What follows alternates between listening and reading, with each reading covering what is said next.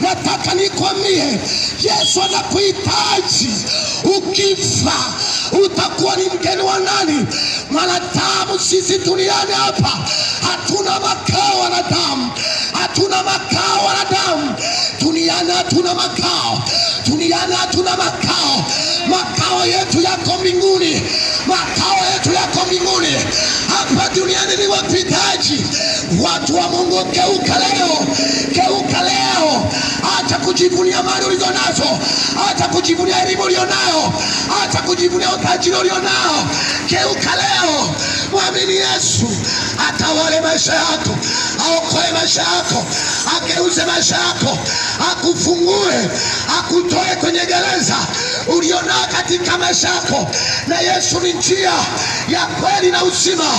Geuka leo mwana wa Mungu, geuka leo mwana wa Mungu, geuka leo mwana wa Mungu, geuka leo mwana wa Mungu, geuka mwana wa Mungu. Dunia watu wa Mungu imeisha, watu wameharibika. Dhambi inaendelea kwa sasa, ni zaidi ya Sodoma na Gomora. Lakini Yesu anakuja, anakuja kuchukua watu wake, watakatifu wake. Geuka leo, Yesu anakupenda. Geuka leo, geuka leo, geuka leo kijana, geuka leo baba, geuka leo mama, geuka leo binti. Utalewa mpaka lini? Utafanya uzinzi mpaka lini? Utatembea na wake za watu mpaka lini? Utatembea na wake za watu mpaka lini? Utafanya ushoga mpaka lini? Utafanya usagaji mpaka lini? Ukifa huko utakuwa ni mtendo wa nani?